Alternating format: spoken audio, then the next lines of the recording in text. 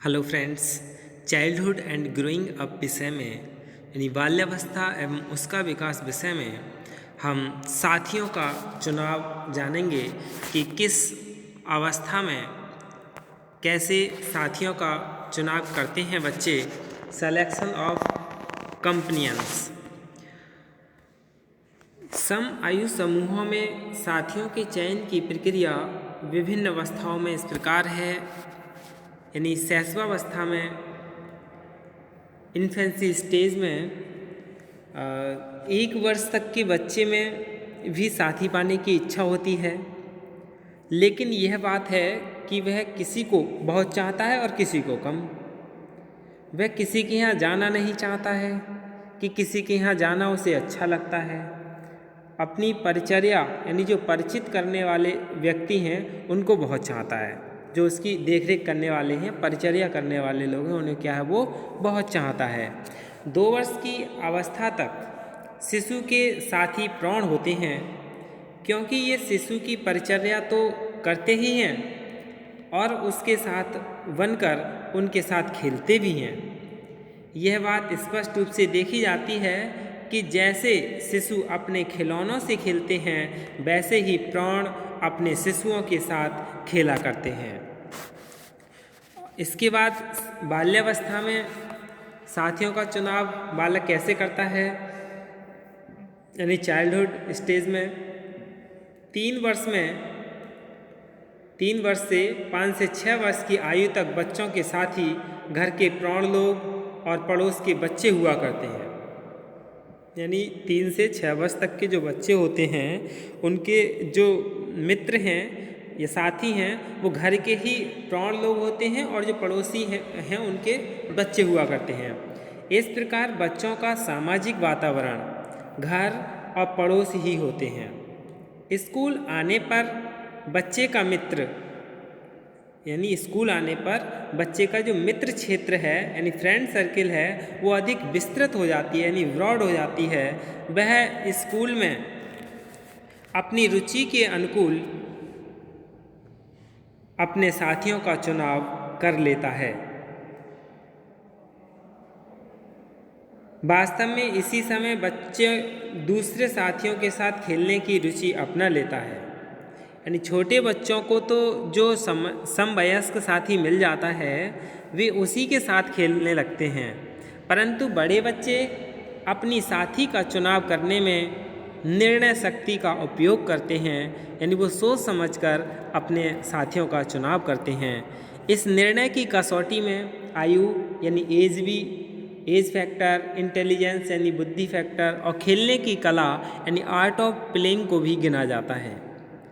प्रारंभ में बच्चे लिंग भेद यानी सेक्स डिफरेंस पर ध्यान नहीं देते, लेकिन बाद में लड़के लड़कों को और लड़कियां लड़कियों को ही अपना साथी चुना करते हैं। यानी जो बाल्यावस्था होती है इसमें लड़के लड़कों के साथ खेलते हैं और लड़कियां लड़कियों के ही साथ खेलती हैं। जो बालक खेलने में दक्ष होते हैं या कोई काम करने में कुशल होते हैं उन्हीं को बच्चे अपना साथी चुना करते हैं। यानी बच्चे किसे अपना साथी बनाते हैं, जो खेलने में दक्ष हों, काम करने में कुशल हों, उन्हीं को अपना साथी बनाते हैं। प्रौढ़ बच्चों के साथ लंबे समय तक नहीं रहते, यानी प्रौढ़ बच्चों के साथ लंबे समय तक नहीं रहते। बच्चे अपनी उम्र के लड़कों या लड़कियों को अपना साथी चुनने लगते हैं। जो साथी अच्छे सिद्ध होते हैं उनके संबंध में लिंग, धर्म, जाति, आर्थिक और सामाजिक स्थितियां बाधक नहीं बनती हैं। यानी जो साथी अच्छे हैं उनके साथ चाहे किसी भी लिंग का हो, चाहे लड़का लड़की हो, चाहे लड़के कोई भी हो, धर्म हो, कोई जाति से हो, कैसी भी आर्थिक स्थिति से हो, वहाँ कोई भी सामाजिक स्थिति बाधक नहीं बनती। बच्चा अपने घर के बाद पड़ोस से ही अपने साथियों का चुनाव किया करते हैं। यदि पड़ोस में कोई साथी बालक की रुचि के अनुकूल नहीं मिलता तो वह स्वयं अपनी रुचि में परिवर्तन लाने का प्रयत्न करता है, जिससे वह उसके साथ खेल सके। अन्यथा वह स्वयं ही अकेला काल्पनिक साथियों के साथ खेलने लगता है। यानी या तो उसे साथी मिल जाते हैं, यदि साथी नहीं मिल पाते हैं तो वो क्या करता है, अपनी रुचि में परिवर्तन लाने की कोशिश करता है, या फिर वो अपनी काल्पनिक साथियों को बना लेता है। और एक बच्चों पर अध्ययन हुआ था जिसमें पाया कि साथियों के चुनाव में बुद्धि लब्धि यानी IQ इतना प्रभाव नहीं डालती जितना प्रभावी आयु और घर का वातावरण डालता है। एक और थे हैगमैन, उन्होंने अध्ययन किया कि 12 वर्षीय बाल यानी बच्चे अपने ही लिंग के बच्चों को अपना साथी चुनते हैं, लेकिन 2 वर्ष के बच्चे साथी के चुनाव पर लिंग संबंधी कोई ध्यान नहीं देते। और कोच ने नर्सरी स्कूलों के बच्चों को, गोरे और नीगरे बच्चों को लड़का लड़कियों के जोड़े जोड़े चित्र दिखाए और पूछा कि वे इनमें से किसे अपना साथी चुनना चाहेंगे। तो पता चला पहले बच्चों ने लिंग संबंधी बात पर ध्यान दिया, पर बाद में जाति संबंधी बात पर ध्यान दिया। बच्चे जैसे जैसे बड़े होते हैं वे अपने ही लिंग के बच्चों को साथी के रूप में चुनते हैं। अब काल्पनिक साथी जान लें। इमेजनरी कंपनीज कैसे बनाते हैं वो, जिन बच्चों को अपनी रुचि के साथी नहीं मिलते वे मन ही मन कुछ काल्पनिक साथियों की कल्पना कर लेते हैं।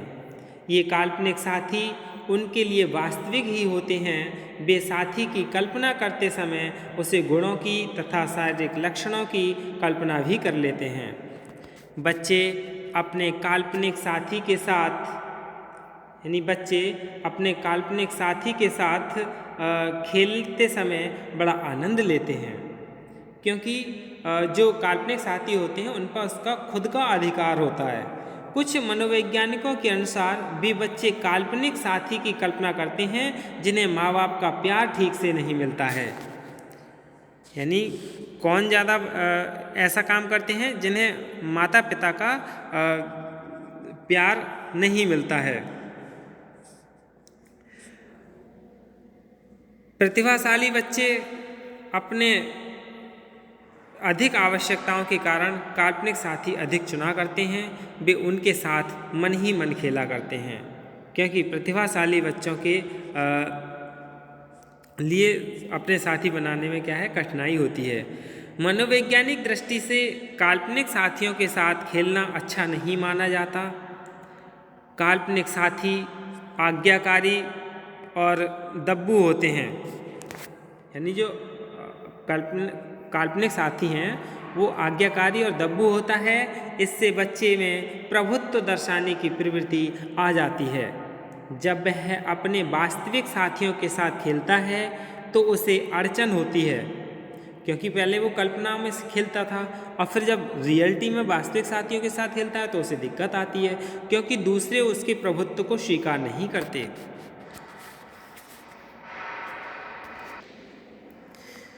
इस स्थिति में वह अपने समूह का एक अव्यवस्थित सदस्य बन जाता है। यानी जब उसकी कहीं कोई पूछेगा ही नहीं, क्योंकि उसके प्रभुत्व को कोई और साथी स्वीकारेगा नहीं, तो वो अपने आप को समूह में क्या है, एक अव्यवस्थित महसूस करता है, अव्यवस्थित सदस्य बन जाता है।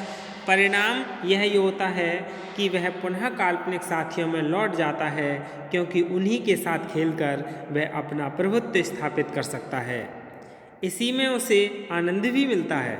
यानी जब उसकी अपने रियल साथियों के साथ बात नहीं बनती है, उनसे दोस्ताना सही से नहीं हो पाता है, तो फिर वो अपनी कल्पनाओं में चला जाता है। काल्पनिक साथियों की सहायता से बच्चा अपने आप को सामाजिक व्यवस्थापन के लिए तैयार करता है। जब उसे काल्पनिक साथियों की आवश्यकता नहीं होती तब उन्हें वह छोड़ देता है। मनोवैज्ञानिकों ने अन्वेषण किए, उसके आधार पर पता चलता है कि लड़कियां लड़कों की अपेक्षा काल्पनिक साथियों के साथ अधिक खेलती हैं।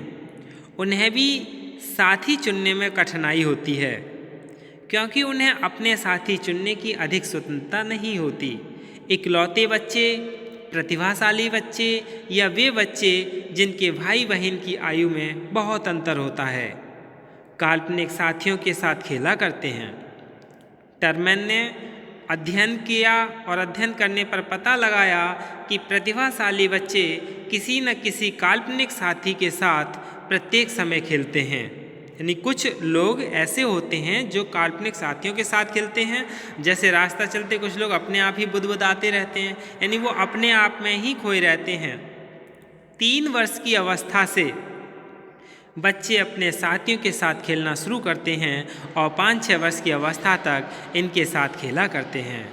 बाद में यह प्रवृत्ति लुप्त होने लगती है। इसके बाद उन्हें वास्तविक साथी मिल जाते हैं क्योंकि बालक स्कूल जाने लगता है। बच्चे अपने काल्पनिक साथियों से प्राणों, परियों या पशुओं आदि को स्थान नहीं देते। उनके काल्पनिक साथी लड़के और लड़कियां ही होते हैं। बच्चा अपने साथी का एक काल्पनिक नाम रख लेता है, वह उससे बातचीत करता है और जहाँ भी जाता है उसे साथ साथ लिए फिरता है। यह उसे वास्तविक मानकर ही उसके साथ खेलता है। जयसील्ड ने अपने अन्वेषण में 5 से 12 वर्ष तक के बच्चों से उनके काल्पनिक साथियों के संबंध में पूछा। इन बच्चों में से 33% बच्चों ने अपने काल्पनिक साथियों के साथ के लक्षण बताए और उनका विवरण दिया। लड़कियों ने अपने काल्पनिक साथियों में लड़कों के अधिक नाम बताए, परंतु लड़कों ने लड़कियों के नाम काल्पनिक साथियों के रूप में कम बताए। इससे निष्कर्ष निकाला कि बालक भिन्न लिंगीय बच्चों को कम साथी बनाने की कल्पना करते हैं। इसके बाद उत्तर बाल्यावस्था में साथियों का चयन कैसे किया जाता है। उत्तर बाल्यावस्था में यानी लेटर चाइल्डहुड में जब बच्चे स्कूल जाने लगते हैं तब वह स्कूल में साथियों का चयन करने में पुरानी कसौटी भी काम में लाता है। लेकिन प्राय बालक उसे पहले साथी बनाते हैं जो पड़ोस में रहता है। यानी सबसे पहले बालक किसे साथी बनाता है, जो उसके पहले नज़दीक रह चुका हो। इसके विपरीत किशोर या प्रौढ़ दूर रहने वाले व्यक्ति को भी साथी बना लेते हैं। यानी जो छोटे बच्चे होते हैं वो तो अपने साथी पड़ोसी या रिश्तेदार उन लोगों को बनाते हैं जो नज़दीक होते हैं, और जो किशोर लोग हैं या प्रौढ़ है